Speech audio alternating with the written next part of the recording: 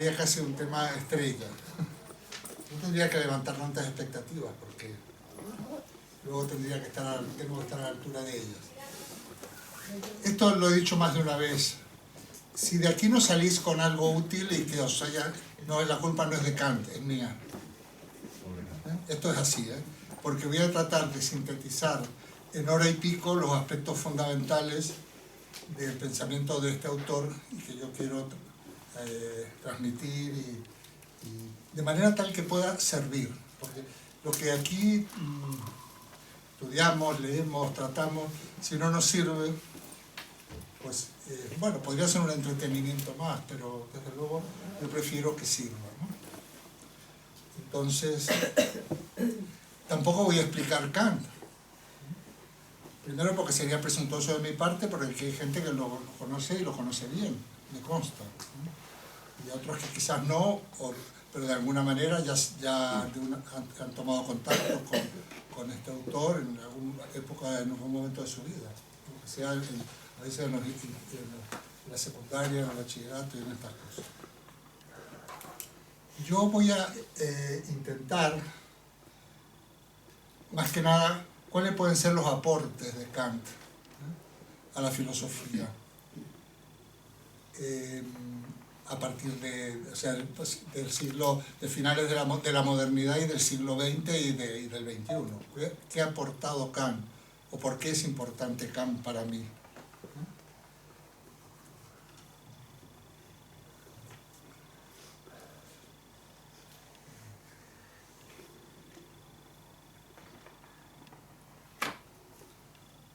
A ver, siempre se ha dicho, esto es que hay un antes y un después en la historia de la filosofía. Antes de Kant y después de Kant. ¿Y por qué? Lo vamos a ver.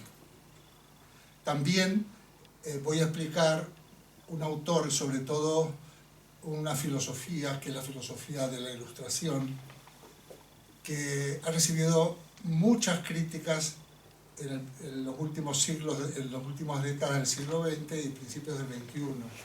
Sobre todo de parte del pensamiento, alguna parte del pensamiento latinoamericano, que de algún modo lo identifican con cierto eurocentrismo, que, bueno, que podría haber sido negativo, ¿no? Una de las características de lo que se ha llamado la posmodernidad, que yo todavía no sé muy bien lo que es que significa una crítica a la concepción del sujeto moderno. ¿Qué es esto del sujeto moderno? Bueno, esto es lo que voy a, de alguna manera, brevemente definir para ver en qué consiste la crítica. Y ese sujeto moderno, de alguna manera, sería quizás la base de todo un pensamiento y de una filosofía que habría que superar. Yo tengo un capítulo, aquí mismo también en el programa y en uno de mis libros, digo, y lo digo entre signo de interrogación, fin de la modernidad, verdaderamente estamos en el fin de la modernidad. Probablemente en algunos aspectos sí, pero yo me preguntaría, ¿la podemos superar en la modernidad si todavía no le hemos sacado suficiente partido al pensamiento de la modernidad, al pensamiento ilustrado? ¿Es que los ideales de la Ilustración ya se han realizado, ya han fracasado y que por lo tanto hay que reemplazarlos? En esta época, siglo XVIII, plena Ilustración, donde Kant es un filósofo ilustrado casi por antonomasia, no es el único, casi digo, porque está desde Isaac Newton a todos los pensadores franceses, Rousseau y todos ellos, ¿no? Entonces, esto es lo que vamos a ver realmente. Yo voy a intentar explicar lo que considero que podemos ver el día de hoy y a ver cómo podemos responder esta cuestión, si está superada, si todavía tenemos que sacarle más partido. Bueno, yo he dividido exposición de hoy. Esto no tiene nada, simplemente que no me funcionaba la impresora y lo he traído aquí. Lo primero, el primer punto que voy a explicar es la crítica a la metafísica. Hago un pequeño esquema que me envié rápido. Luego hay otros puntos. Voy a hablar de la ciencia y voy a hablar de la razón práctica. La ciencia sería la razón pura de la razón práctica y a partir de ahí vamos a ver con qué nos quedamos. Bueno, lo primero. Ya sabéis que realmente la filosofía, se produce una revolución en la filosofía justamente a partir de la crítica de la metafísica que hace Kant ya desde el inicio de la crítica a la razón pura.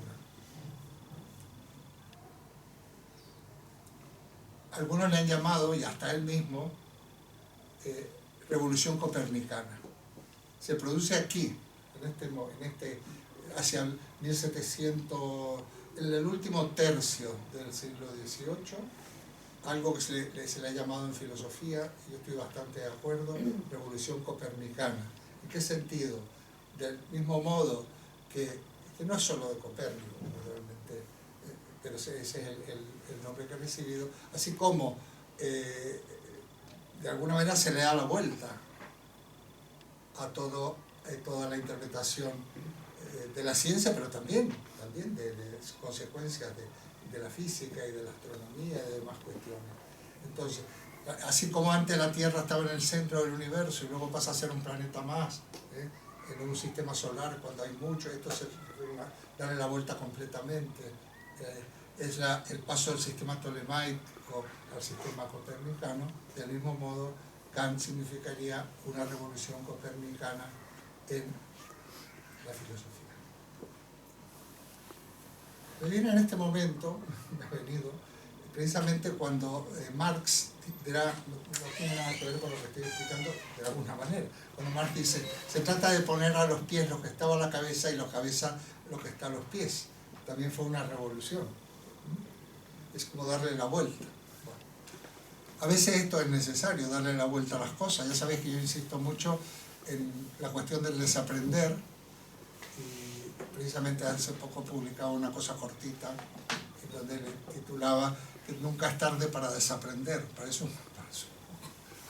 un poco, ¿no? Nunca es tarde para desaprender, o sea, nunca es tarde para hacer una revisión de cuáles son los fundamentos de nuestro pensamiento, para hacer una revisión de nuestras creencias de todo tipo y de nuestras incluso posturas y actitudes ante una serie de cosas. Nunca es tarde, porque hoy en día nos tenemos de alguna manera que actualizar, ¿no? Y para eso a veces los prejuicios y estar anclados a determinadas estructuras que pues son un obstáculo para poder realmente ver la realidad de una manera más directa o más limpia, ¿no?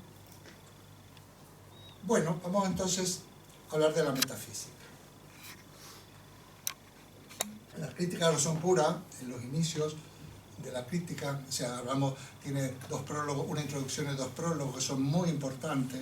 Aunque no se lea la crítica de la razón pura completa, yo recomiendo leer los dos prólogos que son además de Kant y la introducción.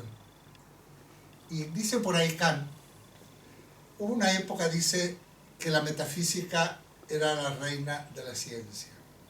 Son casi textuales. Y en esa época, entonces, dice, su imperio era despótico. Y bueno, escribe de nuevo un poco así, poética. Lo que está diciendo pero que sin embargo tiene que ser destronada y cae, digamos, como si fuera una torre que se destruye, y que realmente hoy en día la metafísica no es nada.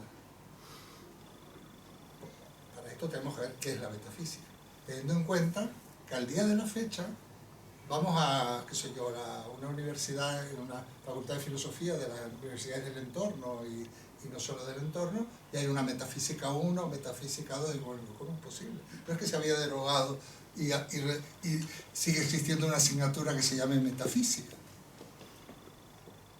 Yo, haciendo memoria, cuando yo estudié, que ya hace mucho, curiosamente, en esta facultad donde yo estudié, se habían hecho cargo de esta revolución copernicana kantiana. Y de hecho le llamábamos a esta disciplina, que toca casi los mismos temas, ontología. No se hablaba de metafísica, ya era anticuado en mi época, mirad, cuando yo tenía 18 años. O sea, ya era considerado anticuado, bueno, en los sectores más especializados se llamaba ontología. Por cierto, ontología es un término que acuña Leibniz, que fue también una de las nutrientes de Kant. Kant había sido formado en la filosofía de Leibniz y de Wolff, un discípulo de Leibniz. Leibniz, por siempre se pone en los libros Leibniz-Wolff, que era la que imperaba en la escuela alemana, en la universidad, en la academia, en la filosofía de Leibniz-Wolff. Y se le conoce con el nombre de escolástica alemana, que no es la escolástica medieval.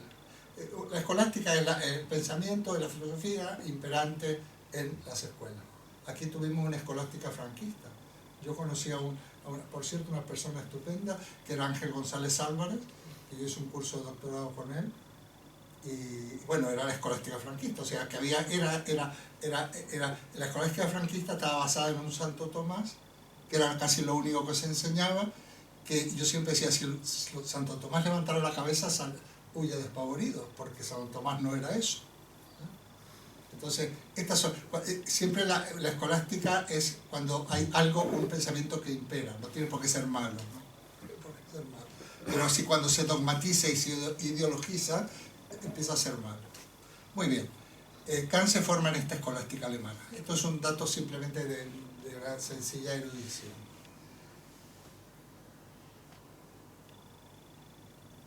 Yo digo, o dice Kant, para que no nos confundamos, yo digo que justamente Kant, la crítica son pura, que es una obra dedicada a la reforma, a la reforma copernicana del método de la ciencia, realmente tiene como principal objetivo casi voy a decir con términos un poco impresionantes, la liquidación de la metafísica.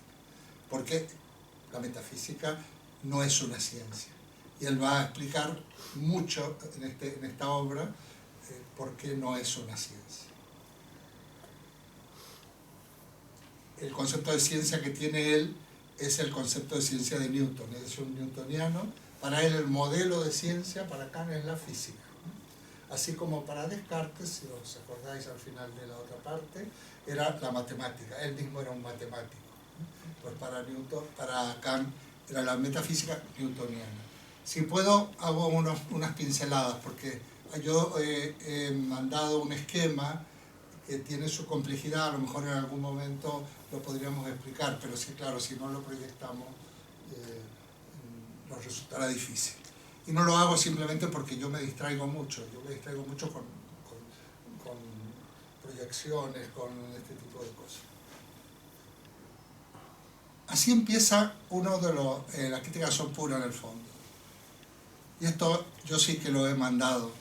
Lo tengo aquí, pero creo que lo puedo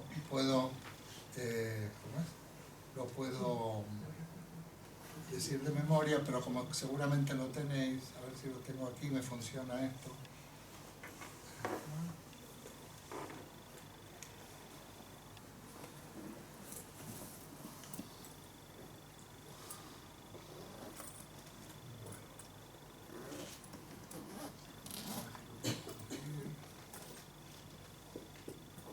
Una vez traigo estas cosas y yo lo acá, sí.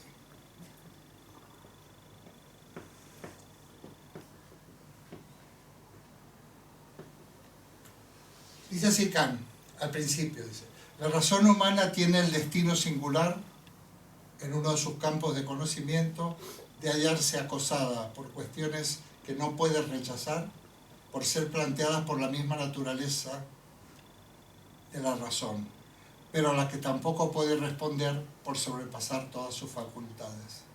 Lo vuelvo a leer por si alguien no ha traído el texto. Lo parafraseo un poco. La razón tiene este destino, ¿no? Que nos vemos acosados por cuestiones que son inevitables O sea, la propia estructura de la razón nos hace plantear ciertas cuestiones. Cuestiones que, sin embargo, no tienen respuesta. Porque aunque la propia razón las provoca, esas preguntas, sobrepasan sus límites. Esto es fundamental. Pero es fundamental ya no para la crítica a la metafísica. Yo hay 2 o 3 cuestiones de Kant que voy a explicar hoy que creo que son fundamentales para la vida y para cualquiera. A ver, que nosotros nos preguntemos por Dios, un ejemplo, son las cuestiones metafísicas. No quiere decir que aquella pregunta se refiera a algo que existe. O sea, la razón se pregunta nos preguntamos por cuestiones que no tienen respuesta. Pero esto no es la prueba de que aquello por lo que nos preguntamos existe. A ver, yo me acuerdo cuando éramos niños, te lo tengo dicho por ahí, a lo mejor hasta os lo he dicho a vosotros, cuando éramos niños, el infinito, ¿qué es el infinito? Y empezábamos a elucubrar, pero siempre te puedes ir más allá, ¿no? Yo una vez me acuerdo que en una conversación de que nos habían dicho, yo estuve con un colegio marista, y nos habían hablado del infierno, que era sufrir para toda la eternidad. Y queríamos ver qué era lo de la eternidad, pero es que es mucho, la eternidad nos parecía que era mucho, demasiado. Pero es que no se termina nunca, ¿no? Bueno, ese tipo de preguntas sobre algo inmenso, sobre algo que en realidad es un horizonte, que en realidad es una retícula en donde todo se presenta, no tienen ninguna respuesta. A ver, esto sería como pensar que existe el horizonte.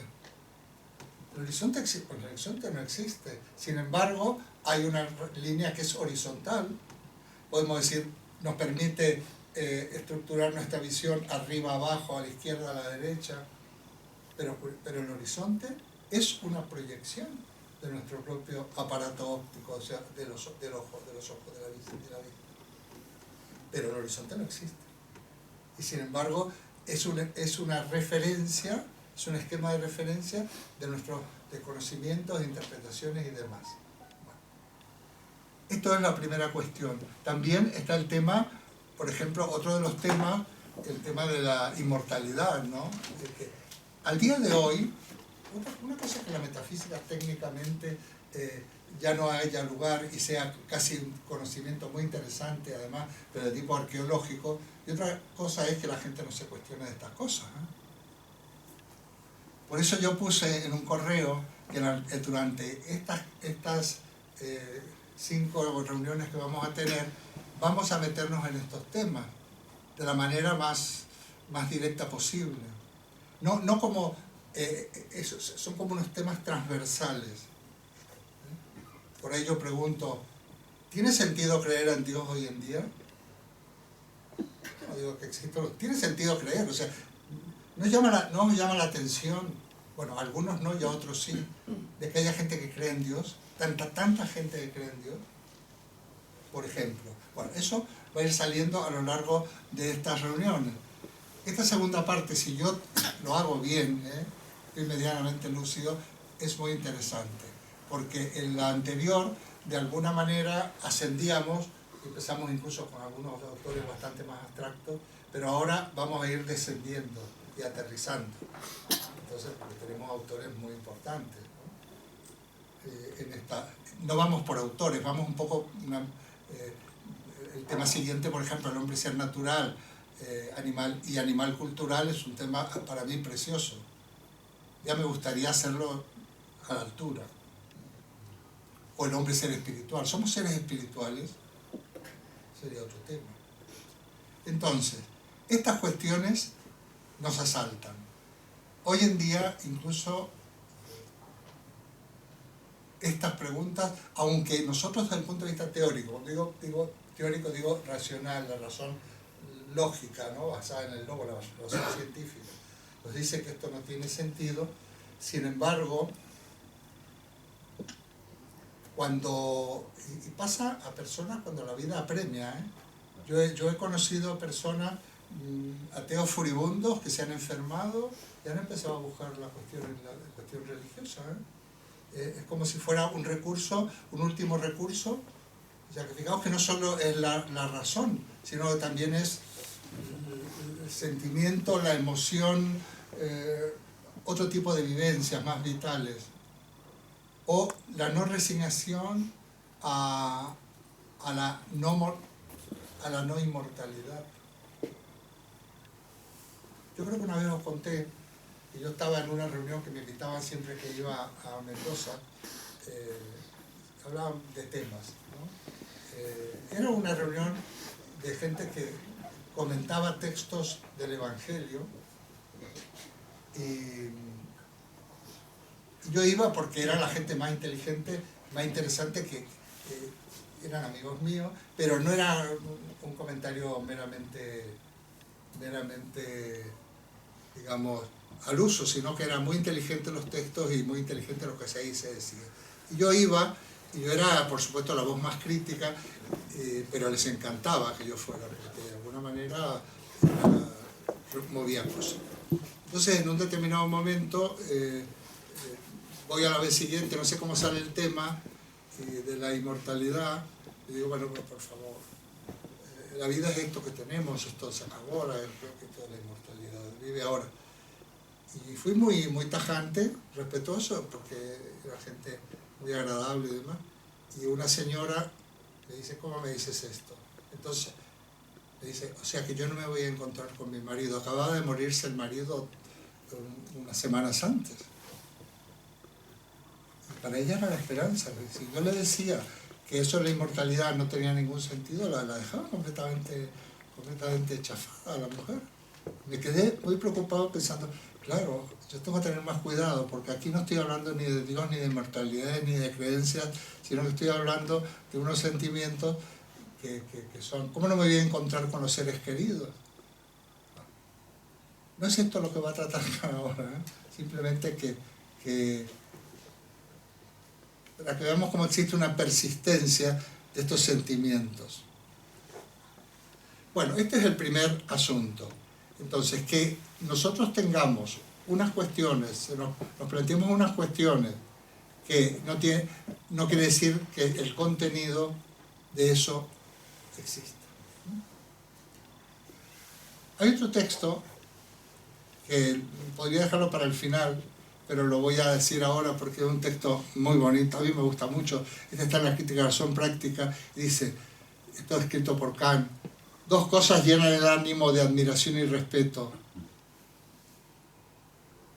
Bueno, hay una versión del relativo. Siempre nuevos y crecientes, cuanto más reiterada y persistentemente se ocupa de ella la reflexión. Esto tendría que haberlo hasta quitado. Dos cosas llenan el ánimo de admiración y respeto: el cielo estrellado está sobre mí y la ley moral que hay en mí. Para mí eso es un texto, para mí es rotundo, ¿eh? Para mí. El cielo estrellado que hay sobre mí y la ley moral que está dentro de mí. Esto son de los temas que voy a tratar, lo estoy desestructurando, porque digo que es el cielo estrellado. El cielo estrellado no es el cielo, el cielo estrellado es el cielo. Kant es un apasionado de la astronomía, pero la astronomía y la física, ese cielo estrellado de la astronomía y la física, es la ciencia. Entonces, dos cosas llenan su ánimo de admiración: la ciencia y la ley moral. Qué importante es esto, si entramos un poquito a fondo, para salir al cruce a aquellos negacionistas de todo, negacionistas de la ciencia, negacionistas del cambio climático, negacionistas, antivacunas, en fin. Y además esto lo tergiversan, es esto la falta de libertad, cuando había confinamiento, etc. Qué importante, mirad, hay ideología, una ideología hoy en día, una ideología, pero que se resume en una. Mi amigo Milei la sustenta. Negar la ciencia es negar la racionalidad. Es negar la racionalidad. Y negar la racionalidad es dejarlos totalmente a la intemperie. Y ser, digamos, no tener defensas para la manipulación, para las mentiras, para todo tipo de de cuestiones. Es como negar la política, decir, no, todos los políticos roban. Bueno, sí, algunos sí, otros no, pero es muy importante que en nuestra sociedad esté formada políticamente y que haya un quehacer político. O sea, la política es la dimensión social de la ética, ¿no? Ética es ética y política. La ética individual, sin ética política, sin ética ciudadana, sin relación con nuestros seres, no tiene demasiado sentido. Entonces, la ciencia. Y esta ciencia que Kant va a defender, que va a exponer con todos sus pormenores en la crítica de la razón pura, es precisamente lo antagónico a la metafísica.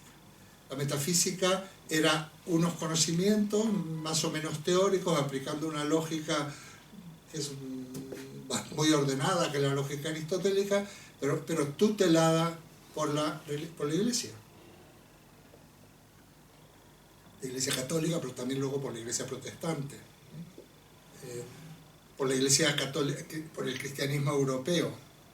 Esa teología que pone límites a la ciencia, límites a la investigación científica, que hasta el día de hoy intenta oponerse a cuestiones que son puramente civiles, como puede ser el aborto, como puede ser la eutanasia. Se puede discutir, pero desde luego intentar poner límite en pos de unos principios religiosos o teológicos arcaicos, y sobre todo de adhesión dogmática por parte de la gente. O sea, no se discute, se parte de, ¿no?, de que estas cosas es verdad, y a partir de ahí, entonces, es muy importante, para mí, Kant también significa la confianza en la ciencia, no quiero decir la fe en la ciencia, es una especie de fe laica. La ciencia es un producto del conocimiento humano que se puede, digamos que admite todo, pero para eso no puede ser dogmática, porque lo dogmático es encorsetado, y lo encorsetado no tiene elasticidad. Entonces no cabe nada más. Fijaos que una de las características, uno de los aportes fundamentales de Newton que se va a ver en Kant sobre la física, es la crítica a la noción de causalidad. Y también la crítica, esto también no es de Newton, sino que viene ya de Hume y de los empiristas ingleses, pero sobre todo el cambio cualitativo respecto de los enunciados científicos. Los enunciados científicos, las leyes, aquellos que enuncian leyes no son dogmas, ¿no?, sino que son funciones de verdad. Es muy importante. Cuando siempre se enuncia una ley científica a partir de Newton y de Kant, siempre, ya nos lo enseñaban, a mí me lo enseñaban en la escuela cuando era pequeño, esto es así mientras no se demuestre lo contrario. O sea que admite nuevas posibilidades, es cuestión porque es, digamos, es dinámico, es elástico en ese sentido, ¿no? Entonces, los enunciados científicos no son enunciados definitivos y rígidos, verdades absolutas, sino que son funciones de verdad. ¿Qué quiere decir de funciones de verdad? Que es que en cuanto varían las redundancia, si yo cambio las variables, pues eso tiene otras connotaciones. Esto es fundamental. Quizás sea un poco abstracto, un poco teórico, pero si nuestras verdades permiten, por ejemplo, no tiene nada que ver, aparentemente, San Agustín, ama y haz lo que quieras. ¿Qué es pecado, padre, qué sé yo? Ama y haz lo que quieras. Eso es elasticidad. Porque el amor, si en lo que tú haces hay amor, está bien. Si lo que tú haces va contra el amor, está mal, es pecado. Porque hay un solo pecado, por otra parte, ir contra el amor. El amor, la solidaridad, los derechos humanos, etc. Ese es el único pecado. Y los grandes pecados son la explotación, la mentira, la violencia, etcétera, etcétera, etcétera. Es lo mismo. No se trata, y esto, perdonadme, yo voy tirando redes, hilos, Cuando Jesús dice, cuando se habla de la ética, que ya vamos a hablar, una cosa son las éticas dogmáticas y otras cosas son lo que yo le llamo éticas de la invitación. Es una ética de sugerir, no decir esto por prohibir y mandar, sino es sugerir, más bien mostrar cuál es el camino. Hoy en día, sabemos, estamos patinando muchísimo porque en el camino se nos desdibuja y bueno, no quiero ni meterme por hoy en el tema de Gaza y demás. Muy bien. Entonces, la ciencia moderna, la ciencia ilustrada, es precisamente lo contrario a la metafísica. Esta época se le ha llamado mucho, y a mí me parece que es correcto el nombre más o menos, es, digamos, es la época del imperio de la razón. A ver, ¿la ilustración qué significa? Los antecedentes de la ilustración y las raíces de la ilustración es el racionalismo del siglo anterior, el siglo XVII. Por un lado Descartes, por otro lado el empirismo, ¿no? Porque tanto unos como otros que se los ha querido enfrentar, siempre en filosofía es cuestión de simplificar. Heráclito dinámico, Parménides, nada se mueve, el conservador, el carca, el no sé qué. Siempre. Materialismo, idealismo. Racionalismo y empirismo se buscaban exactamente igual. Racionalistas y empiristas buscaban realmente cómo podíamos llegar a conocer la verdad y qué era la verdad. Y para ambos, curiosamente, era la idea, lo verdadero, la verdad del conocimiento.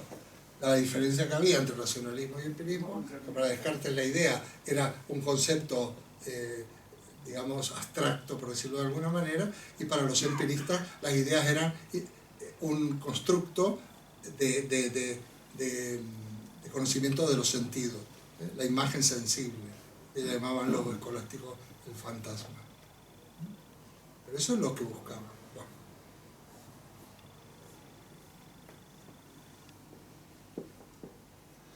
Bueno. Para Kant, en esta primera parte de los antecedentes de la actividad pura, dice, hasta ahora, dice, la ciencia, la filosofía, sabes que es sinónimo.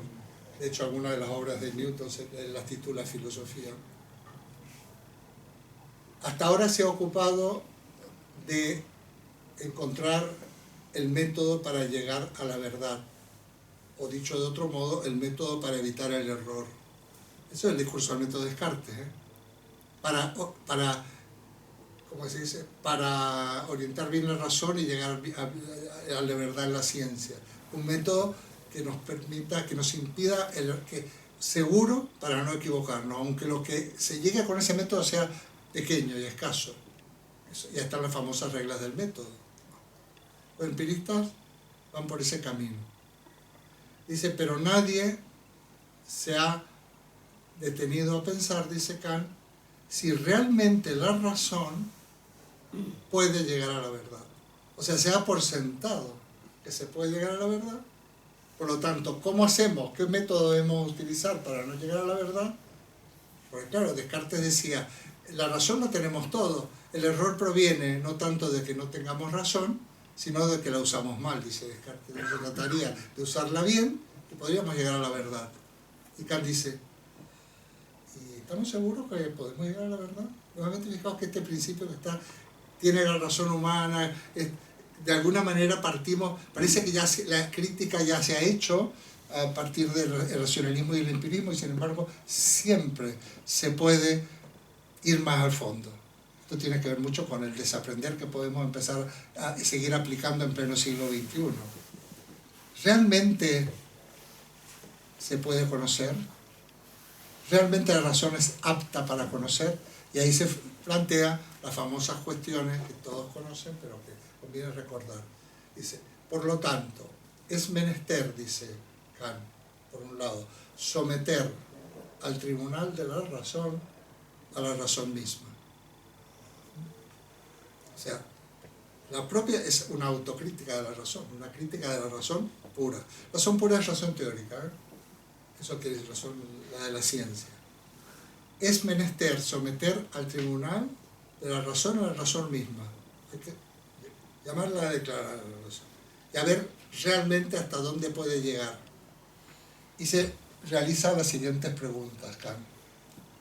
Por lo tanto, lo que tenemos que resolver en esta obra, la criticación pura, es ¿qué puedo conocer o qué puedo saber? Se traduce de una manera o de otra. ¿Qué puedo saber? ¿Qué debo hacer? Estas son las grandes cuestiones. ¿Qué me cabe esperar? Son las tres preguntas. ¿Qué puedo conocer? ¿Qué debo hacer? ¿Y qué me cabe esperar? Y el propio Kant dirá, bueno, si respondemos esto, estamos en realidad la pregunta que engloba todas ellas es ¿qué es el hombre? ¿Qué es el ser humano? ¿Qué es el hombre? Por lo tanto, en pleno 1780 y tanto, había que preguntarse ¿qué puedo conocer? La pregunta por la ciencia, por el conocimiento científico. Todavía la filosofía, bueno, hay toda una vertebración del pensamiento, sobre todo en la época de la Ilustración. En general la filosofía es la columna vertebral de la historia de la ciencia. La historia de la filosofía es la historia de la ciencia. Porque la filosofía nace como ciencia, nace como episteme, ya con los griegos. ¿Qué puedo conocer? Crítica a la razón pura. ¿Qué debo hacer? La ética, la moral. ¿Qué debo hacer? Crítica a la razón práctica. Y una pregunta que también la trata la crítica a la razón práctica es ¿qué me cabe esperar? Es una muy buena pregunta. No solo desde el punto de vista individual, ¿no? Podríamos llegar hasta situaciones como si hay vida o no hay vida, hay mortalidad. Esto no es lo central, tampoco para Kant. ¿Qué me cabe esperar? A finales del siglo XX hubieron varias voces en pos del fin de la historia, de que todo iba a un fracaso. Teníamos como, precisamente a raíz de la Ilustración, había un excesivo optimismo, que había progreso.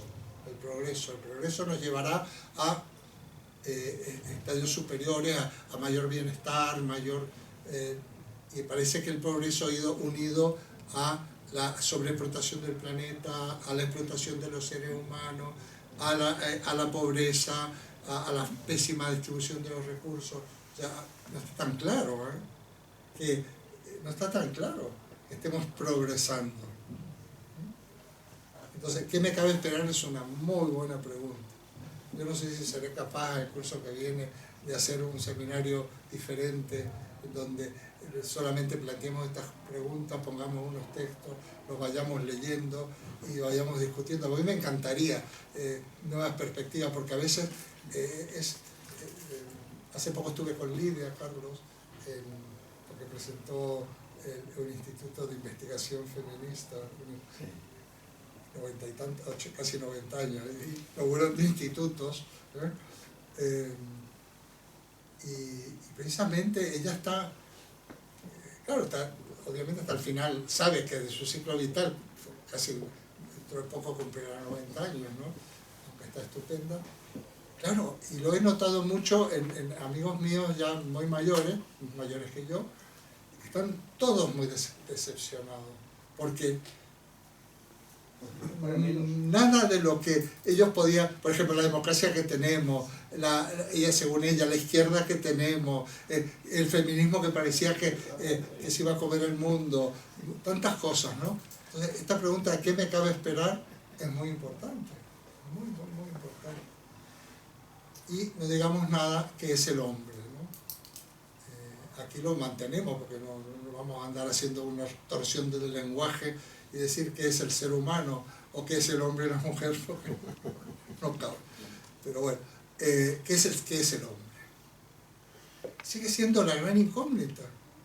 Sigue siendo la gran incógnita, ¿eh? Yo por ahí siempre digo, ¿quién es este primate despistado que un buen día algo le atacó un virus y se convirtió en lo que somos? Con esperanzas, con ilusiones, con ideales, con sueños de grandeza, inventando dioses, paraísos, inmortalidad. ¿Quiénes somos? ¿Qué es esto? Yo creo que esta pregunta no es meramente retórica, porque esta pregunta, ¿qué es esto? ¿Qué somos? Ahí en los temas que vienen, algo de esto vamos a poner algunos elementos para que cada uno pueda avanzar, profundizar en estas respuestas, ¿no? Tanto el hombre como, porque es un ser natural, el hombre es un animal cultural, el hombre es un ser espiritual, o sea, ¿qué es esto de ser espiritual? No estoy hablando de religión en ese sentido, estoy hablando de algo mucho más profundo. Entonces, bueno, estas son las grandes preguntas que se hace Kant. No estoy explicando Kant. Otro elemento muy importante, se me va esto, claro, porque esto no sé, yo no la uso nunca esta charla.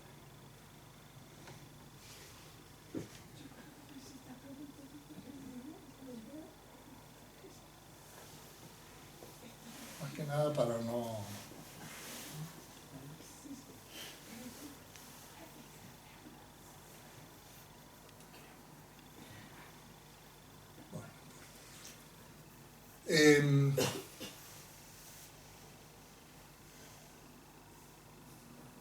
Kant nos va a explicar, en la primera pregunta voy a hacer una avanzada hoy. Hoy, aquí nunca llegamos a aterrizar, nunca concluimos, nunca. Y no es una pose mía, así que yo no enseño nada, sería incapaz de enseñar nada. En todo caso señalamos.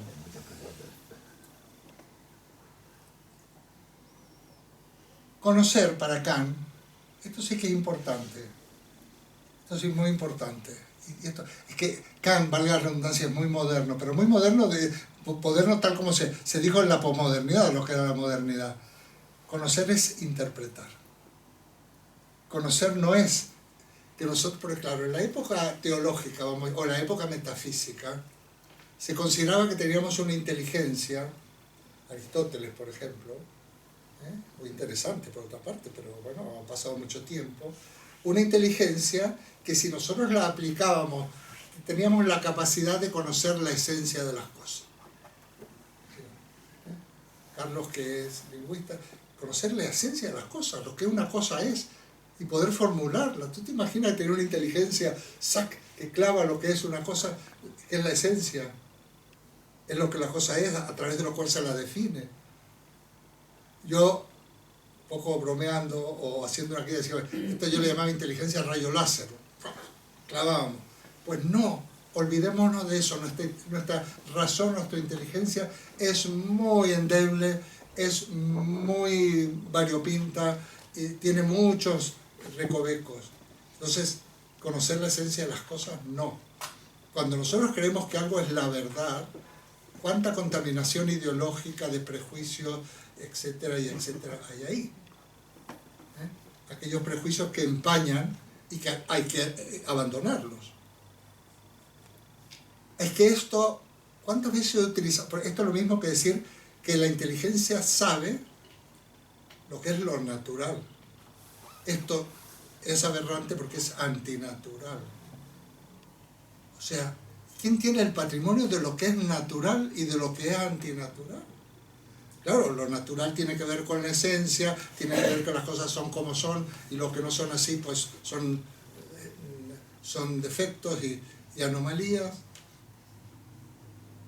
¿Cuántas veces en temas de ética política, de ética social, en todos estos cambios que ha habido en el siglo XX, relacionados con la cuestión de orientación sexual, sexo, no sé qué, género, bueno, todo esto es un lío en el cual ni me meto porque sería incapaz, yo tendríamos que llamar a Lidia y a su cohorte.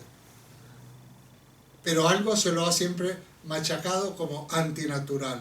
Esto es una aberración. Hay países, por ejemplo, donde la homosexualidad, como sabéis, están castigados con la pena de muerte. Se consideraba...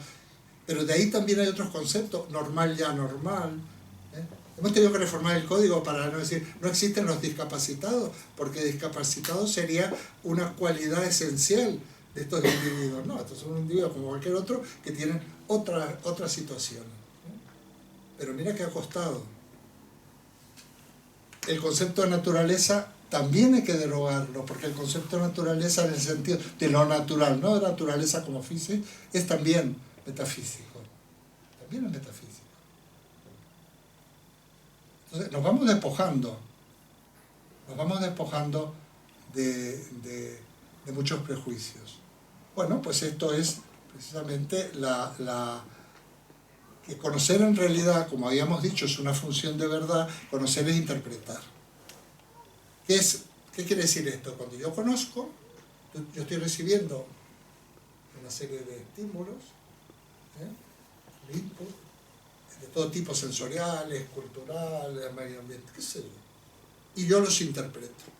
Por eso es tan complicada la comunicación humana, porque nosotros estamos siempre, el lenguaje ya es un resultado de elementos que tienen que ver con la interpretación. Pero, siendo más técnicos, podríamos decir que para Kant, siempre que hay conocimiento, hay una materia y una forma, y no es la materia y forma de Aristóteles, ¿no? Dice, hay una materia del conocimiento, aquello que Kant dice que le es dado al sujeto, Kant le llama datum, utiliza el latín. Cuando en Alemania utilizan el latín es porque ellos también tienen términos en alemán. El datum, algo que le es dado al sujeto, y algo que el sujeto pone, que es la forma. Entonces, por ejemplo, para Kant, no voy a entrar ahí, está el tema, toda la discusión del espacio y del tiempo, que es una discusión de la época. Entonces dice, los sentidos, nosotros tenemos a través de los sentidos, recibimos una serie de datos que los encuadramos en un eje de espacio y tiempo. Yo voy de puntillas aquí, porque sería meternos en otro tema, es muy importante. Pero entonces, realmente conocer a través de los sentidos es encuadrar o interpretar a través de nuestras propias categorías, estructuras a priori le llama Kant, o sea, que forman parte de nuestra razón o de nuestra inteligencia. O sea, nuestra inteligencia tiene una estructura que hace que procesa esa información que viene de los sentidos y yo la encuadro en este eje de espacio-tiempo y obtengo lo que él le llama el fenómeno. Los fenómenos son precisamente el resultado de algo que yo recibo, pero que ya está interpretado. El primer objeto de conocimiento para Kant, voy muy deprisa aquí, es el fenómeno. ¿Qué quiero decir el primer objeto? Los datos todavía no son objetos. Es como cuando yo jugaba al cuarto oscuro, cuando era niño, iba tocando a ver qué era esto. Eso todavía no, hasta que yo no lo identificaba, digamos. El objeto es cuando ya lo tengo amarrado, digamos. Claro, amarrado porque he captado la esencia, no, porque porque lo he interpretado. Entonces, conocer siempre es interpretar. Eso será muy importante, para el lenguaje, para la semántica. Los significados son interpretaciones.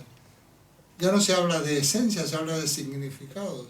Y los significados nosotros tenemos una parte activa en la construcción de esos significados. Muy bien. Esos objetos, esos fenómenos, producto de los sentidos, para Kant hay tres facultades. Voy muy deprisa aquí porque no quiero... sensibilidad, entendimiento y razón. La sensibilidad es la que, en el sentido no sensibilidad que soy muy sensible, sino de los sentidos, es lo que realmente construye el fenómeno. Los fenómenos procesados, vamos a utilizar un término más actual, por las categorías del entendimiento producen el objeto. Kant lo llama en latín objetum. Por algo lo hace, porque en alemán también objetos dice Gegenstand, pero es otra cosa. bueno, no es otra cosa, es parecido, pero cuando él pone objeto por algo, en latín por algo es, el objeto de ciencia. O sea, nosotros tenemos que procesar esa información para que sea objeto de ciencia. Una de las características de la ciencia, a partir de la ilustración, es que la ciencia tiene para que haya un conocimiento científico, tiene que haber unos requisitos, unas características. Tiene que haber un objeto, o sea, algo que se investiga. Por eso no se puede investigar, por eso no puede existir la teología. ¿Dónde está el objeto? Dios. ¿Dónde está el objeto? Dios. O sea, las cuestiones metafísicas, que ya vamos a hablar, no han sido procesadas por nuestras estructuras de conocimiento. Por lo tanto, no son objetos. O sea, para que haya ciencia tiene que haber objeto, tiene que haber un método. O sea, según el objeto será el método. Hay distintos tipos de métodos, heurísticos, experimentales, distintos tipos de métodos, estadísticos, muchos métodos. Y tiene que haber unos resultados que se enuncian en unas proposiciones que culminan en unos enunciados científicos. Enunciados científicos que dentro del método, que tiene varias etapas, que no lo estoy explicando ahora, está la experimentación y está la comprobación o la demostración, la demostración. Entonces, cuando eso está convenientemente demostrado, según los criterios que yo he asumido el método en función del objeto, puedo hacer un enunciado que siempre será alterable si aparecen nuevos elementos. A su vez, esos enunciados científicos que están demostrados, digamos, en la base de ese enunciado, se integran en un cuerpo mayor que es la teoría, que las teorías no se pueden demostrar porque son cuerpos de enunciado. Bueno, pues esto es la ciencia. Pues todo este periplo se cumple en la física. La ciencia para Kant modélica es la física. Esto lo dejo, si en algún momento a alguien le interesa o tener un diálogo de otro tipo, lo podemos hacer. ¿Qué pasa con la metafísica? Porque yo he dicho sensibilidad, entendimiento, razón. ¿Qué pasa con la razón? Él desdobla, esto normalmente no hay por qué desdoblarlo, pero la razón, dice él, es la facultad de las ideas. Las tres facultades tienen unos elementos a priori, quiere decir que tienen una estructura. Es como cuando yo hablaba del ojo, ¿no? Nuestro aparato óptico, que difiere del de otros animales, tiene una manera de organizar los estímulos visuales. En nuestro caso es de horizonte, esta especie de cuadrícula. Dicen que las moscas son una serie de figuras de hexágono, qué sé yo. Entonces, pero el cerebro luego interpreta, no importa donde tú proyectes, el problema es lo que interpreta. Entonces, la sensibilidad posee estas formas a priori, son elementos, formas a priori, ¿sí?, que dan forma en realidad, espacio y tiempo. Y la razón, el entendimiento de las categorías. Las categorías son, digamos, como unos criterios de clasificación. Hay 4 grupos de categorías, no voy a entrar en ello. Tiene mucho que ver le debemos mucho a Aristóteles en esto. ¿Y qué pasa con la razón? La razón también tiene estos elementos a priori. Son como virtuales. Virtuales no en el sentido actual. Yo me acuerdo que una vez yo tuve un problema y el médico dice, no, es que esto es el tirogloso, que es un conducto virtual, que algo en la evolución pero que ya no sirve para nada, y que a veces se puede tener algún peso, una cosa insignificante. Eso, es como un vestigio. Y ese vestigio, eso que conforma la razón, son las ideas de la razón pura. ¿Sabéis cuáles son? Alma, mundo y Dios. Y entonces, ¿estas para qué sirven? Bueno, estas no estructuran nada, dice él, no son formas. Hombre, son como caminos, como sendas en las cuales se van organizando todos los conocimientos. Hay cosas relacionadas con el mundo, cosas relacionadas con el alma, con el hombre, y cosas relacionadas con Dios. No sirven, no tienen una función. Dice, pero el gran error sería hacer de las ideas de la razón pura objetos de ciencia. Las ideas de la razón pura antiguamente habían sido objeto de ciencia de la metafísica. y ahora fuera. Esto es una parte que necesitaríamos más tiempo y no quiero a traición meteros en este asunto. Pero lo importante es que en la crítica son pura, Kant, fiel a eso final que pone tan bonito, a esa devoción al cielo estrellado, eso que le conmueve, que es la ciencia, explica cómo se produce el conocimiento en las dos ciencias, que son, por un lado, la física y por otro lado, las matemáticas. La diferencia entre la física y las matemáticas, y con esto termino esto, es que la matemática proviene, la física tiene elementos que provienen de la sensibilidad y sin embargo la matemática solo es sobre las formas, sobre espacio y tiempo. Aritmética, geometría, etc. Voy a entrar ahí. Bueno, el tema que tratábamos al principio, veíamos que entonces estas cuestiones que asaltan a nuestra inteligencia nos sobrepasan, por lo tanto en el tema por ejemplo de Dios, vamos a hablar del mundo. ¿Qué quiere decir la idea del mundo? La idea del mundo es más que nada la idea de orden del mundo, de orden de la naturaleza. Para Kant ese orden de la naturaleza ya se nos escapa, porque la física no dice nada acerca del orden de la naturaleza. La física explica los fenómenos, lo que acontece, pero acerca del orden general, quién lo ha ordenado, del origen, del final,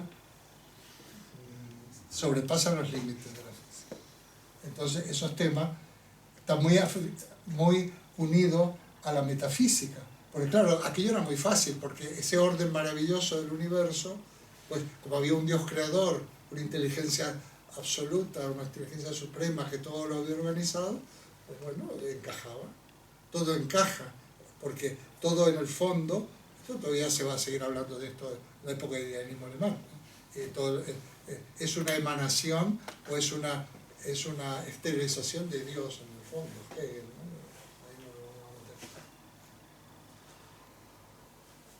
Respecto de Dios, Kant en la crítica de la razón pura se declara es agnóstico. ¿Por qué? Porque considera que no se puede demostrar la existencia de Dios, pero tampoco se puede demostrar la no existencia. Para esto ensaya, la crítica de la razón pura en algunos aspectos está escrito originalmente en 2 columnas, algo parecido a la demostración de la existencia de Dios o al orden del mundo, y paralelamente lo contrario. O sea, con visos así de racionalidad se pueden presentar las dos cosas, depende de cómo lo diga. Bueno, cuando tú dices, bueno, tiene que haber un Dios porque esto de dónde ha salido, depende de cómo lo plantees, entonces es bastante razonable. Yo ayer escuchaba a Milley y me está convenciendo. No, es inteligente. Me voy. No, las cosas que ha dicho son increíbles. Yo pensé que solo soy un infiltrado del mileísmo, perdonadme, pero yo soy tan espontáneo que siempre sale. Bueno, esto luego lo ven y los demás. Entonces, por lo tanto, desde el punto de vista racional, desde el punto de vista del sentido común, digamos, que decía Descartes, no hay otra postura, donde se puede ser lo que uno quiera, que el agnosticismo. No se puede defender racionalmente, teóricamente, científicamente la existencia de Dios, pero tampoco yo puedo atacar a alguien que cree en Dios con criterios científicos y demás. Pero, claro, Kant también escribió varias obras, una de ética, también escribió de política. Kant tiene varias obras muy interesantes. Y la crítica de la razón pura, Kant dice lo siguiente. Hablando de qué me cabe esperar, esa pregunta se la sigue haciendo a lo largo de una manera u otra, a lo largo de sus escritos. En la línea de que me cabe esperar, dice Kant, dice, para mí, si no existiera, estas son casi textuales las palabras, allende este mundo, un mundo allende este mundo, en donde el ser y el deber ser se unificaran, mi vida no tendría sentido. O sea, si no existiera un mundo allende este mundo, en donde esto le tendríamos que decir a nuestra amiga Lidia. Y nosotros también, Carlos, ¿por qué no? Eso tiene que existir, porque toda la vida lo hemos deseado, hemos incluso bregado por ello. La vida no tendría sentido. Bueno, yo creo que sí puede tener, pero habría que explicarlo. Entonces dice Kant, por tanto, yo postulo la inmortalidad del alma. Postulo, luego lo mismo hace con Dios, ese Dios al cual yo no me puedo definir, postulo la existencia de Dios. Los postulados son indiscutibles. En definitiva, lo que yo en ciencia solo puedo afirmar si he cumplido con todos los requisitos del método científico que está planteado en la crítica de la razón pura, en la crítica de la razón práctica, que es la esfera, el ámbito de la libertad, puedo asumirlo o rechazarlo porque me da la gana. Creo en Dios porque me da la gana, porque me viene bien. ¿Y qué? Esto no hay ningún argumento, ¿no? Hijo mío, papá, no voy a comer las sardinas porque no me gustan, ¿no? Hijo mío, es pescado azul. Papá, no me gustan las sardinas. En el no me gustan no hay criterios racionales que se puedan aplicar. Yo no puedo convencer a alguien que le tiene que gustar una comida o que le tiene que gustar no sé qué. Porque esa es la esfera de la voluntad, es la esfera de la libertad, de la cual vamos a hablar ahora. Entonces, es muy importante este tema de los postulados, como Kant, que rechaza la metafísica, está fundando una metafísica práctica, basada en la pura libertad a través de estos postulados. Y ahí se va a desarrollar toda una corriente de pensamiento, que la conocemos como idealismo alemán, Fichte, Schelling, que llegamos hasta Hegel, el idealismo hegeliano. La cuestión de la libertad, como espontaneidad del sujeto. Un tema que tiene sus cuestiones. Entonces, la pregunta, me anticipo, pero sería muy interesante poder esto, como va a aparecer en varias de estas reuniones. ¿Tiene sentido creer a Dios en Dios? Pues mira, hay gente que parece que le viene bien, que le gusta, que también puede ser nefasto creer en Dios, porque si el Dios que tú crees es un Dios justiciero, un Dios mezquino, un Dios que te hace juzgar a los demás, un Dios que impone una ley natural, ese Dios no.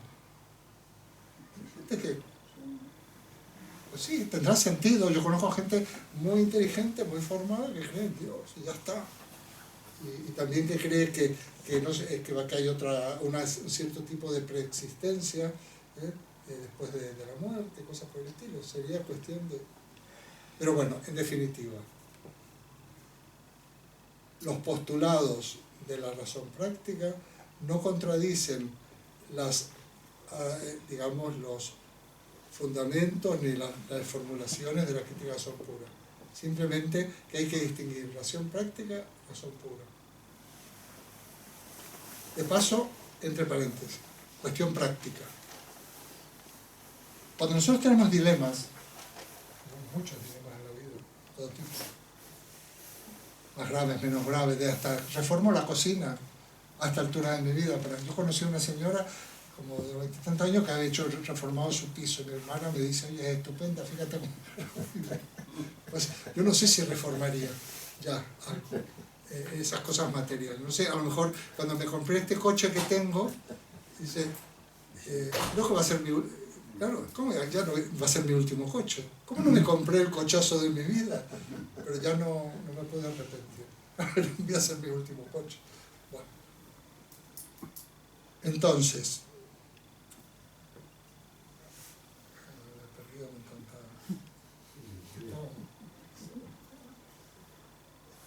Los dilemas. ¿Eh? Los dilemas.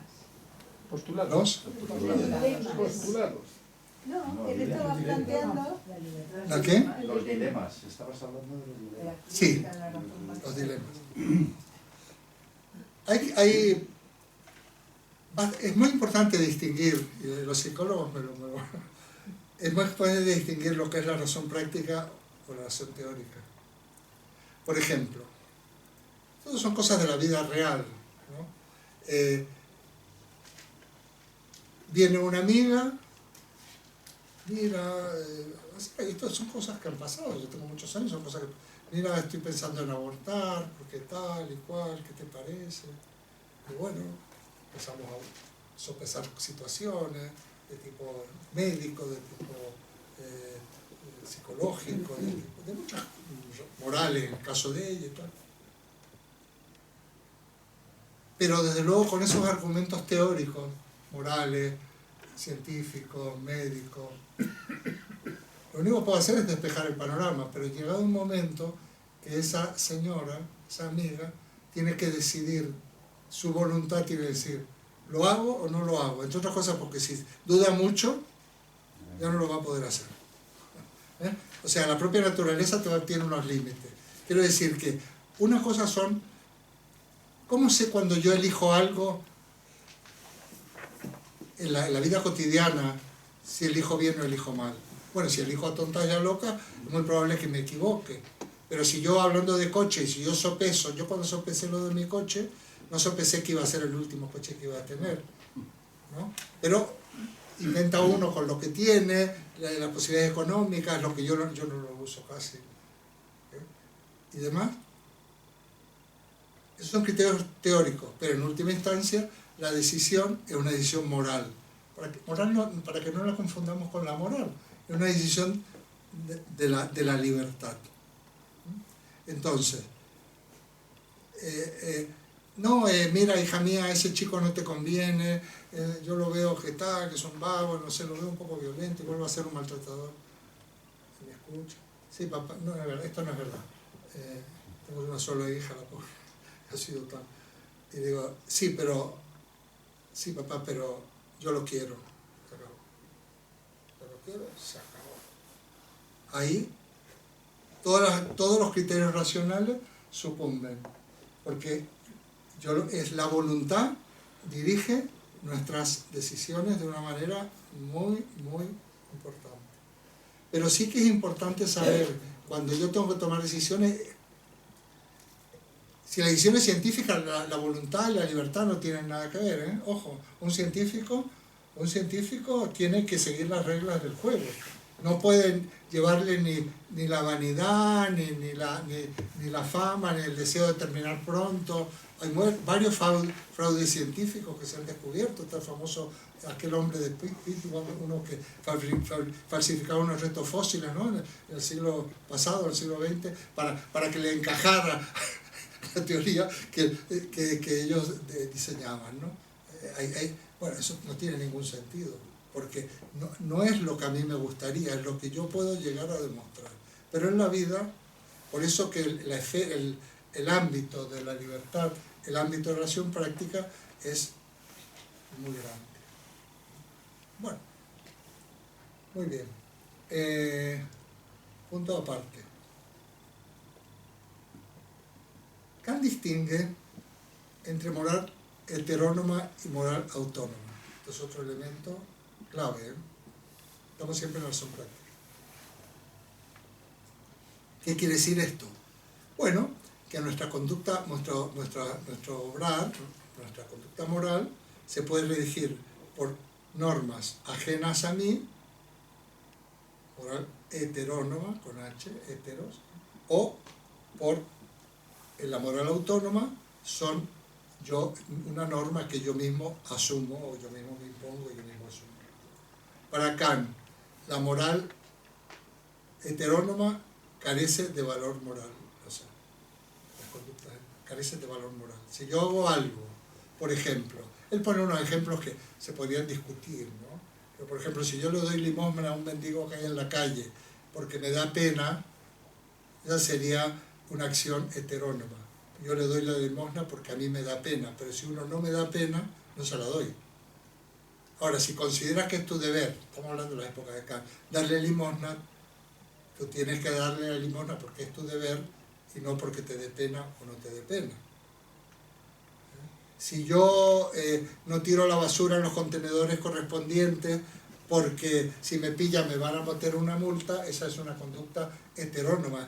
Mi libertad está coaccionada, yo actúo por coacción. No, yo reciclo la basura por convicción. Sería la moral. Y así. Las sociedades más avanzadas requerirían teóricamente de menos control en ciertas cuestiones, porque tendríamos, desde el punto de vista de la ética social, porque actuaríamos en consecuencia según criterios asumidos como tal. Para Kant, debemos actuar por deber, y el deber es algo que yo me impongo a mí mismo. Y entonces, cuando yo actúo conforme al deber, mi conducta es autónoma. Bueno, habría que analizar casos y demás. Pero cuando realmente nosotros consideramos cuál es nuestro deber, no sé si plantearlo de otra manera, me parece demasiado rigorista, ¿no? Pero, por ejemplo, yo hay cosas, yo puedo meter mucho la pata, como cualquier ser humano, pero todo aquello que atente contra los derechos humanos me repugna, e intento no hacerlo. A veces me doy cuenta, he sido un poco ligero, no, yo había fallado aquí, pero realmente una moral, una ética personal, basada en la libertad libremente asumida, es una ética, digamos, sólida y convincente. Las sociedades democráticas a las cuales podríamos o deberíamos aspirar, gente formada políticamente, desde el punto de vista de la inteligencia, incluso hasta de la doctrina y la teoría política, pero por otra parte es una sociedad formada por ciudadanos con convicciones muy claramente asumidas y conseguidas. Podríamos hablar de la ética y de la porque no estamos hablando de una moral relativa, o dice, bueno, entonces cada uno, si yo creo que esto está bien, no, un momento, que hay muchos elementos que habría que tener en cuenta. Pero una moral basada en dogmas no tiene ningún sentido. Vuelto al ejemplo, voy a volver al ejemplo, perdonadme. Yo tengo un seminario como este en América Latina. Y uno de los miembros del seminario defiende a nuestro amigo Milei. Y entonces vamos a darle tiempo a este muchacho, dice. Digo, a ver, con todo el cariño que te tengo, si tú me dices, vamos a darle tiempo a Netanyahu, no, vamos a ver si algún sitio que no, mira, hay ciertos principios a partir de los cuales todo lo que pueda salir de ahí va a ser nefasto. Es como se dice, no, bueno, a Hitler habría que entenderlo, quizás tendría que haber tenido más tiempo, no sé. No, sabemos que él cuando viene a la conferencia de Davos y dice, yo me la escuché la de él y la de Pedro Sánchez, la siguiente, enterita, porque la filosofía política es algo que me apasiona, y dice, entra Milei, no sé si alguien yo la... Occidente está en peligro. Y hubo quienes dijeron que era el adalid de la defensa de Occidente, como el Elon Musk y unos cuantos, por supuesto gente de aquí también, que los han mencionado, que los conocemos, los políticos de aquí y de Europa. Occidente está en peligro. Entonces, y en esa misma conferencia, sería muy interesante, en una media hora, Carlos, si quieres te mando el enlace. Dice, los auténticos héroes de nuestra época son los capitalistas, porque la única posibilidad es el capitalismo para el futuro y la prosperidad de la humanidad. Dice, y no caer en el socialismo en general, porque el socialismo es la pobreza, la destrucción, la guerra. Esto es lo que él dice.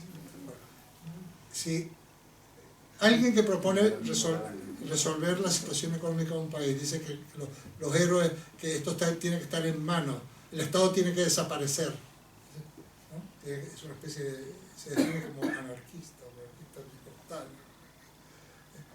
libertario.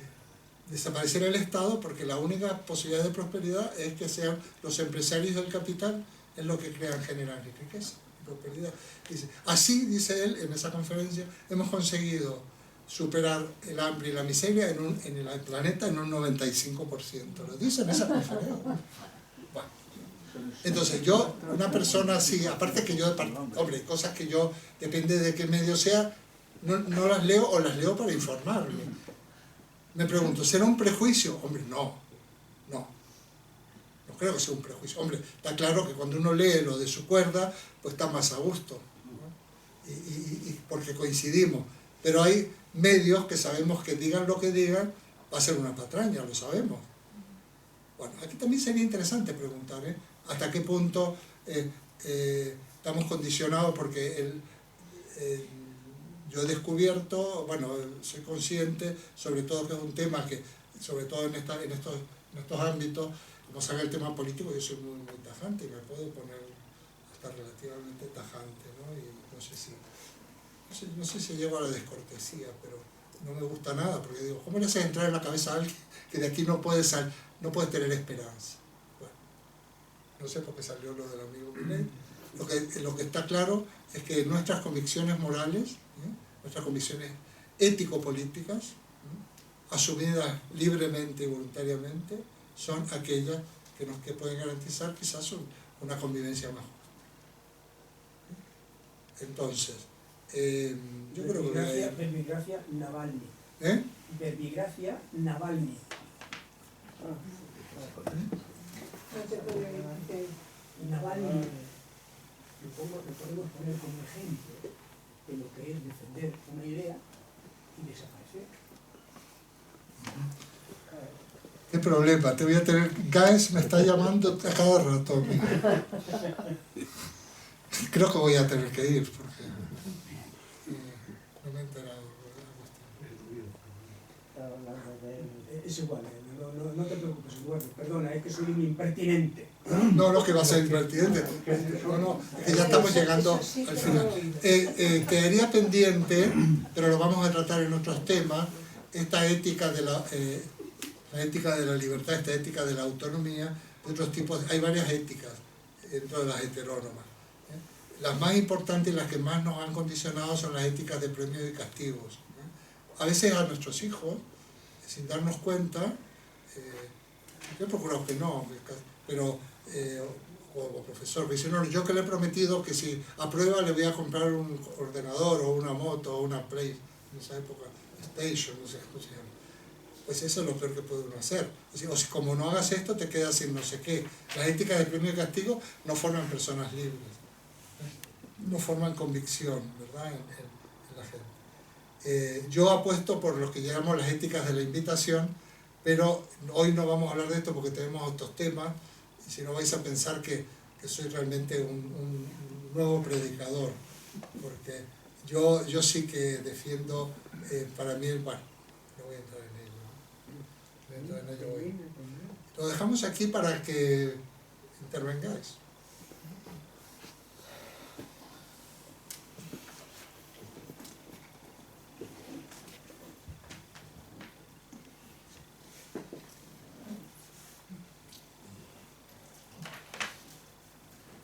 Como le vas a poner a Agustín el micrófono, a ver, dime por favor, que me quedo con la intriga de lo que habías dicho, Agustín. Tal y conforme estaba desarrollando la idea... Espera, vamos a poner a Agustín el micrófono. Hay que aguantar. Tal y conforme estaba desarrollando la idea, me asaltaba la memoria de que el ejercicio de la libertad tiene sus limitaciones según el entorno en el que se desarrolle esa libertad. Ponle. Sí. Y según el entorno en el que se desarrolle la libertad, uno puede ejercitar el derecho a hacerlo o no. Y había pensado en Navalny.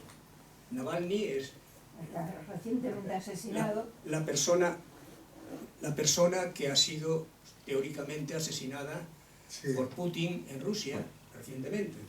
Y yo, como soy heredero de un luchador antifranquista que se pasó 9 años en los balnearios de Franco, pues de alguna manera me siento coaccionado en muchos aspectos del ejercicio de la libertad. Es fácil, cuando tú hablas de Milei y todo eso, ¿te atreverías a decirlo en Argentina hoy? Sí. ¿Lo podrías hacer allí? Sí, eso se puede decir. Se puede decir. Sí, porque es tanta la gente que, aunque es tanta la gente que piensa así, es que no sabe lo que... Porque allí la contestación política a Milei, toda aquella tradición, kirchnerista, peronista y demás, es muy brava, ¿eh?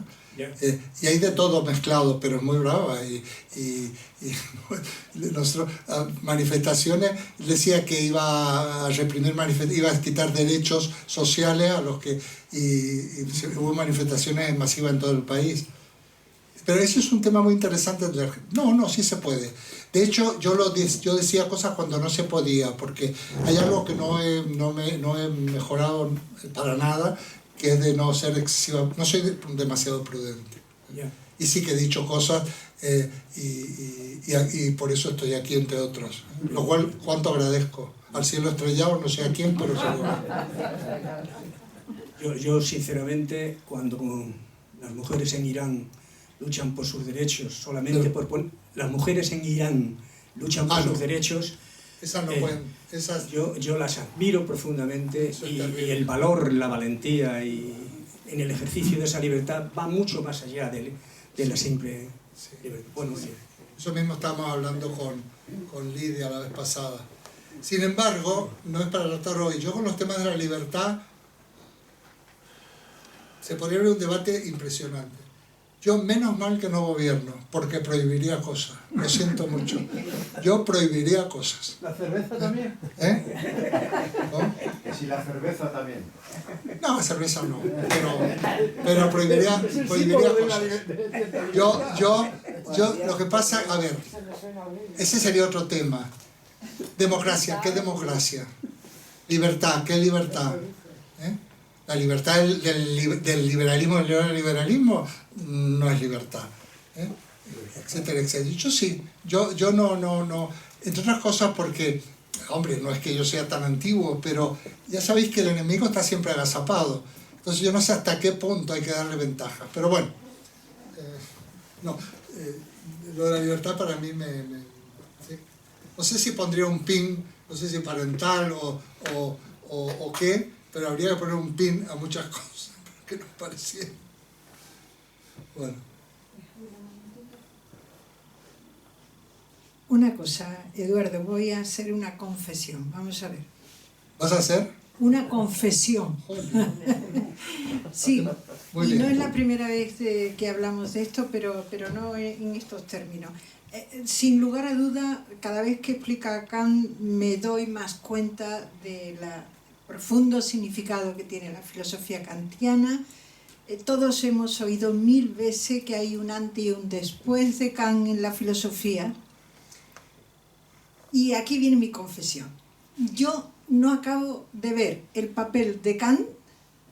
Vamos a ver, le admiro muchísimo, le admiro profundamente. Yo no entiendo tampoco muy bien cómo un hombre con una educación tan luterana, tan profundamente ortodoxa y que no se movió de su pueblo en la vida, fue capaz de articular el pensamiento que articuló y dejar el legado que dejó. Hay quien dice que no pisó ni la arena, ¿no? O sea, no salió de Königsberg en toda su vida. Bueno, se lo leyó todo, eso sí, y hizo una síntesis extraordinaria. Pero fíjate, a mí me parece que uno de los monumentos o uno de los productos más relevantes de ese ser humano que tú has definido antes también como una cosa tan desesperadamente perdida y desarticulada, etcétera, etcétera, es la construcción de la ciencia. Y veo con toda claridad el impacto en el racionalismo epistemológico de Descartes. Dentro del racionalismo epistemológico, el enorme impacto que tiene Descartes en la construcción científica. No se puede entender la evolución de la ciencia sin Descartes. Pues no veo dónde está esa aportación definitiva de Kant en la construcción de la ciencia, que me parece de lo más importante que ha hecho el ser humano, ¿sabe? Además del arte. Porque este hombre que cuando está diciendo cómo hay que conocer, decide que conocer es interpretar. No, eso lo digo yo. No, bueno, eso lo dices tú, pero de alguna manera te estás refiriendo a Kant. Sí, sí. Pues, ¿y cómo no opta por el método? ¿Cómo no opta por el método? Quiero decir, cuando digo cómo no opta por el método, con la misma rotundidad que Descartes. Yo me pierdo con Kant, y lo siento mucho, es mi ignorancia, pero no lo veo. Bueno, en realidad, mira, yo esto no lo he explicado casi nunca, porque siempre me abruma, de verdad, sería casi coger a traición al público, ¿no? A los asistentes. Esto sería para decir, bueno, hacemos una reunión de 3 sesiones para hablar de... No, lo explica perfectamente la crítica son pura, perfectamente. Lo que pasa es que es tan descomunal que no lo puedo explicar en este tipo de reuniones. Entonces, lógicamente voy como haciendo un destilado, pero sí, no, va más allá que Descartes, va mucho más allá que Descartes, porque sobre todo va a explicar pormenorizadamente cómo se construye el objeto de la ciencia. Pero esto hay que meterse, mira, la dialéctica trascendental, la analítica, hay que entrar, estudiar las categorías, es un estudio muy técnico, que a veces ni siquiera la gente que estudia filosofía lo estudia. Sí, hay muy buenas historias de la filosofía, leen un poquito de Kant, luego se van a las grandes historias que son muy buenas, pero realmente es uno de los autores que no, es como decir Hegel. Yo no me atrevo a explicar Hegel aquí, sinceramente. Primero porque habría que leerlo, y leer la crítica de acción pura es bastante ardua, ¿no? En ese sentido. Lo que pasa es que no está claro, tal como yo lo explico, no está claro exactamente la rotundidad del cambio que produce Kant. Pero, por ejemplo, la doctrina de la causalidad, que Kant le da el remate, pero realmente ya estaba David Hume y el propio Newton. Antes, la causalidad, que es todo efecto, toda causa tiene un efecto, ¿no? Pero esa causalidad, esa relación causa-efecto entre dos hechos, por ejemplo, si hay humo, hay fuego. Ahí estaría el fallo. Podría haber humo porque hay cortinas de humo de un ensayo de no sé qué espectáculo musical. Entonces, la reforma, pero en cada cosa es así, es una lista bien amplia, ¿eh? Es decir, ¿qué era la causalidad? Solo es, ya lo dice Hume, un antecedente y un consecuente. Entonces, la costumbre es lo que nos ha llevado a decir que si hay humo, hay fuego, y sin embargo puede haber humo y no haber fuego. O sea, quiero decir que hay algunas causas que son como razones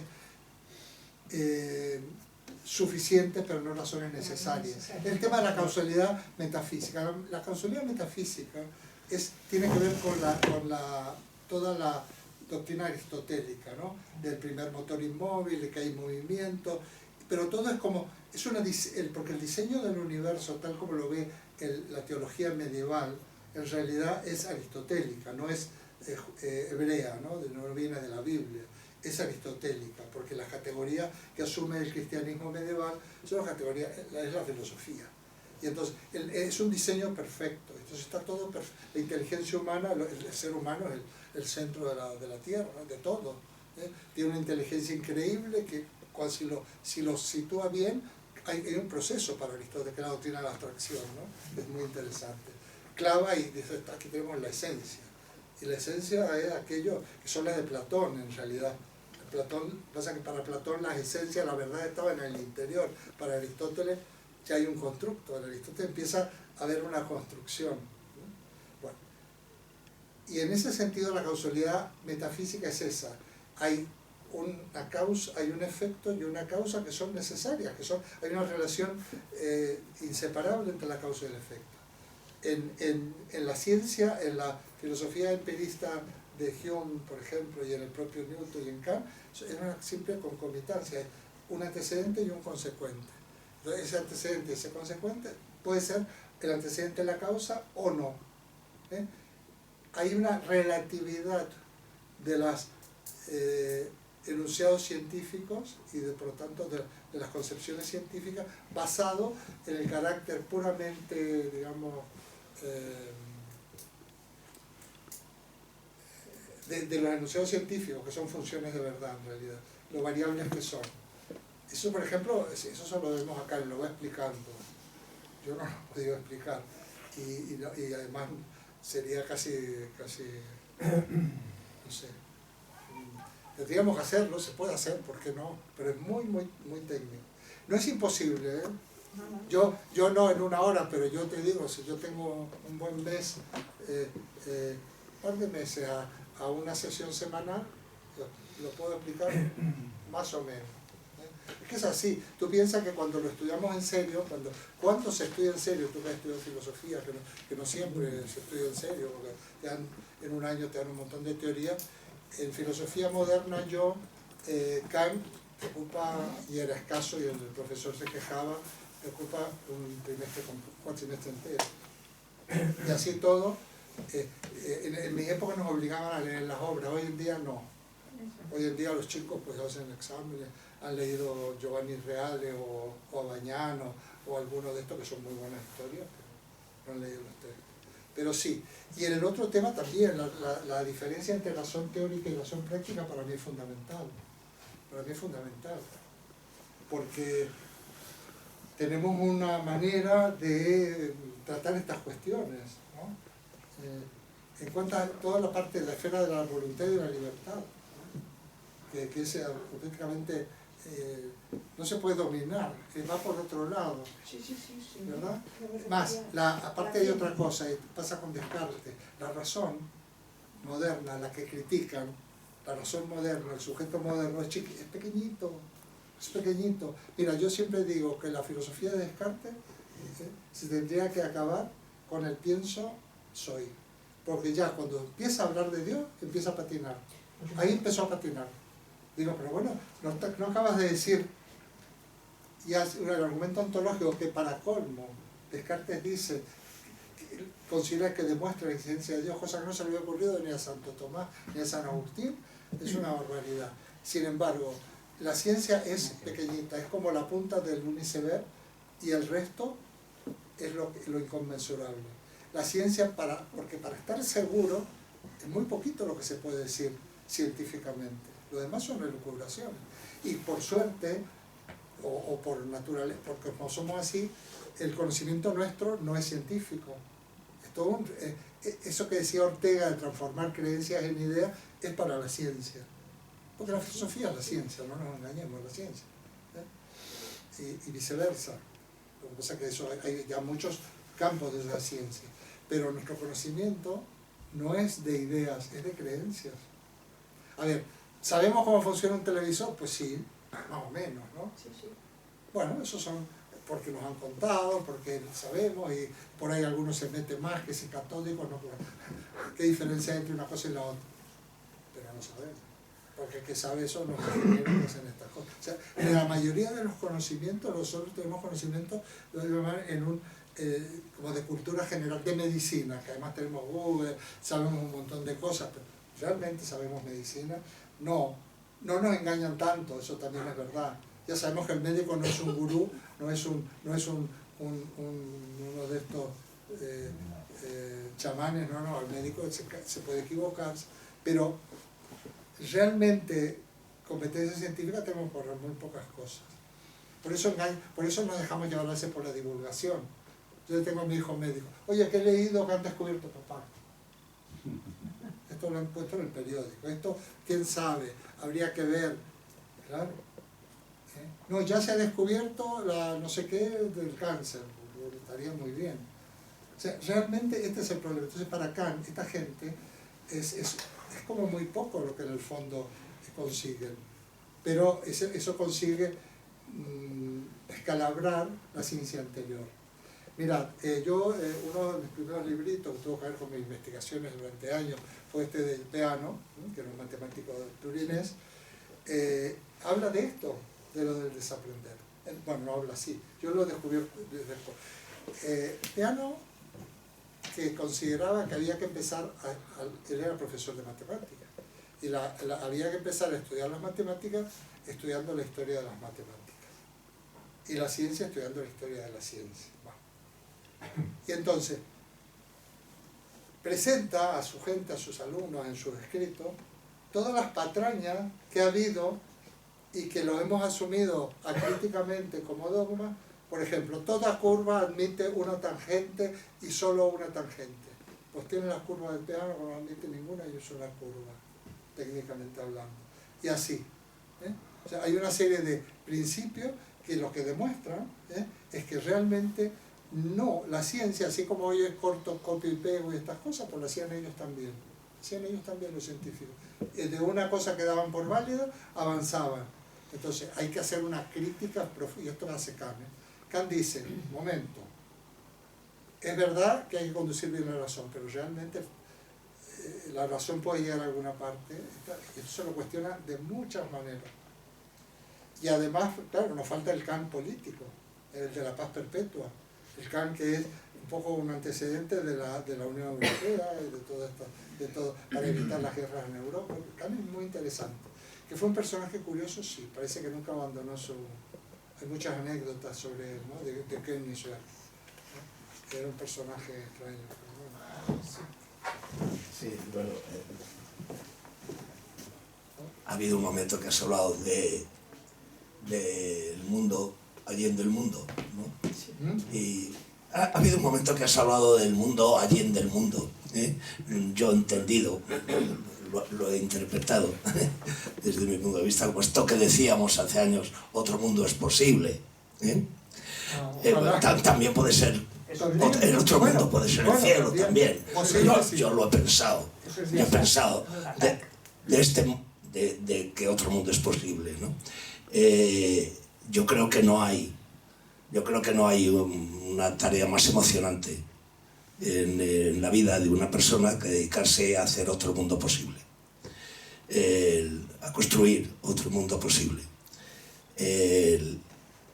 Bueno, esa es la interpretación que he hecho yo de esta, que digo que es la traducción, o la interpretación, o la decodificación que he hecho yo de esta idea de Kant.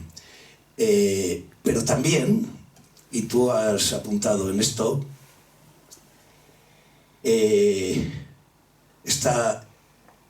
no están agotadas las ideas de la Ilustración, porque no hemos construido ese otro mundo posible y necesario, ¿eh? Bueno, a mí me produce mucha tristeza y una sensación de derrota la idea de que nos han derrotado, totalmente. Ayer estuve yo en un debate filosófico en otro sitio y todos los que intervinieron, menos yo, hablaron de la relatividad de la ciencia, con lo que en definitiva estuvieron, bueno, pues ya la ciencia no cuenta, esto era todas las intervenciones que hubo en este sentido hablaron de la relatividad de la ciencia. Todo depende, y según los fundamentos de la Ilustración, en lo que nos hemos educado y de los que esperábamos todavía frutos, parece ser que están quebrados.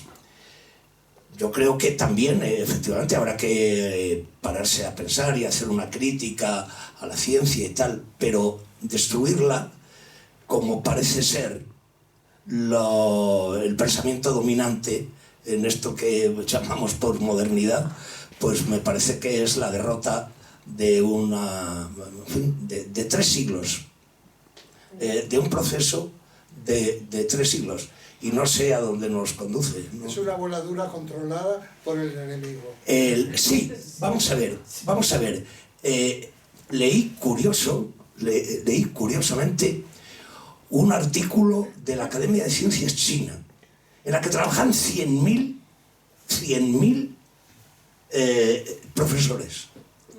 Y decían que ellos conocen al mundo occidental, pero el mundo occidental no les conoce a ellos. Y hablaban de una voladura controlada y efectivamente empezaron con ¿cómo se llama? El grupo de la Escuela de Frankfurt, el pensamiento crítico. Sí, y parece que hay hasta datos de que fueron financiados por la CIA, después Foucault y Derrida y en Francia, y después pasa a Norteamérica y después nos vuelve a Europa esta idea que parece que incluso hay hasta hasta apoyos económicos durante mucho tiempo. De esto que parecía tan poco sospechoso, esa nueva forma de pensar de la izquierda que aparece con la Escuela de Frankfurt, ¿no? Y que parece que está hasta inducida, promocionada por los grandes poderes económicos. Sí.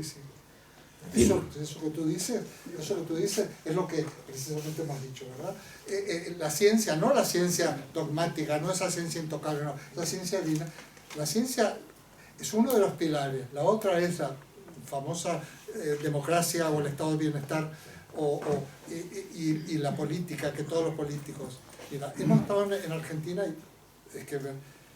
y una vez que estás en Argentina te das cuenta de la importancia de estar aquí. La situación política de aquí, de Europa, de España, ya quisiéramos. De alguna manera, con todos los fallos, estamos en un determinado estadio dentro de la ilustración, eso de la razón al poder. O sea, la sociedad del bienestar de alguna manera, no digo que hayamos conseguido, yo digo para que no nos desesperacemos tanto. Aquí ha habido, y todavía no nos la hemos cargado, y esperemos que poder defenderla, hay una educación pública de bastante calidad. Hay una sanidad que se está desmantelando, pero que ha sido de una calidad enorme. Ha habido una serie de cosas, bueno, una seguridad. No sabe lo que son aquellos países, ¿no? Y entonces te das cuenta que de alguna manera aquello que decía Sarmiento, que tiene sus críticos y sus detractores y tal, civilización o barbarie. Yo apuesto por la civilización. Y eso significa apostar a la civilización ahora en círculos de allí, es ser eurocéntrico. Y ojo, o sea, resulta que si yo defiendo la sociedad del bienestar nuestra, como sea, como mejor, estamos en un lugar, en una sociedad, nosotros vivimos en una sociedad que probablemente sea de los mejores del planeta, como logros del planeta, por muchos motivos. Yo siempre digo, si nosotros comparamos, pero cuando digo mejores que Alemania, por ejemplo, no digamos ya mejor que Ecuador, ¿no? Por supuesto. Entonces, hasta cierto punto. Es verdad, cuando yo digo que no se ha explotado, fíjate el lema, que es la razón del poder, ahí no lo terminé. La razón del poder es la razón en la ciencia, fuera los dogmas, fuera la metafísica, fuera la teología. La razón en la política, fuera las monarquías absolutas, fuera el... ¿Qué lema más increíble puede haber que libertad, igualdad y fraternidad? Libertad, igualdad y solidaridad. O sea, ese lema, no, pero con eso embanderó, digamos, toda una conmoción en Europa. Ayer veníamos en el coche y escuchamos un programa de casualidad, porque había que sintonizar para que no... Esto es peor que cuando gana el Real Madrid, que en las elecciones de Galicia, lo machacan todos los goles, pero les retransmiten los goles continuamente. Entonces hablaban de Francia y tal. Yo sé poco de la época esta, pero digo, ¿y no habría sido mejor que fuéramos, que realmente hubiéramos sido franceses? ¿No tenían razón los francesados y toda esta gente? No sé, yo a lo mejor digo una burrada porque no conozco la historia, pero realmente, eso es lo que hay que seguir explotando. La fe en la ciencia que tiene Kant, pero no es una fe ciega. El concepto de libertad moral y ética que tiene Kant, y lo de ética política, yo que tendría que poner a prepararlo, y vemos y analizamos algunas obras suyas como La Paz Perpetua o Fundamentación de la Metafísica de las Costumbres, y vemos que no le hemos sacado partido y ya no lo queremos derogar. Dentro de ese mismo procedimiento que no quieren que Kant ya exista. Claro. Si me lo permites, yo voy a salirme un poco de todas estas cuestiones tan serias y tan profundas que habéis comentado, habéis hablado y tal, ¿no? Y me voy a remitir un poco a tu amigo Milei, que vaya amigos que tienes. Hace como 3 o 4 meses estuve recorriendo Argentina, por allí, de eso y todo, y me di cuenta un poco de lo que tú acabas de comentar sobre la miseria, sobre la sociedad argentina, como poco a poco, bueno, no, ahora ya a una velocidad increíble está decayendo, ¿no? Pero tú comentaste antes que los ricos, o sea, el capital es el que nos va a llevar un poco a la felicidad. Y entonces, en ese momento recordé un texto que leí hace tiempo en el cual Adam Smith le abrió el cielo a los ricos.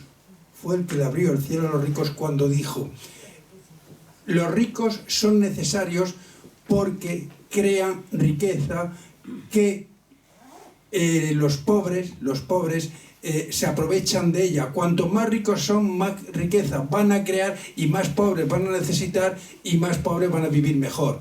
Me lo ha recordado, ¿no? Entonces, eso lo menciona casi textual, por ahí lo está diciendo. Exactamente. Entonces, después de lo que has comentado de Davor, cuando Milei hizo su discurso sobre todo, pues me lo ha recordado, ¿no? Y si en ese momento está Milei aquí y yo tengo el micrófono en la mano, pues se lo hubiera tirado. Simplemente era esto, perdona. Bueno, no. Te dice una cosa jocosa. Olvídate de la formación que tengamos, no hemos desaprendido. Yo ayer escuché una entrevista que le hizo un medio totalmente afín, que es La Nación, a Milei, y dije, este tipo es muy inteligente, ¿sabe? Está loco. Eso es otra historia, histriónico y tal, pero sabe de economía, hay una lógica, y no habla con papeles, va en todos los casos, es muy acelerado para hablar porque es me dirían, bueno, es argentino. Pero es increíble, podría convencer, si tú no tienes una cosa de base, como decir, yo, esto es inamovible, es mi ética de la cual no me muevo, a una persona la puede convencer. ¿Cómo va haciendo Nos tenemos que marchar. He venido a guardar la fiesta.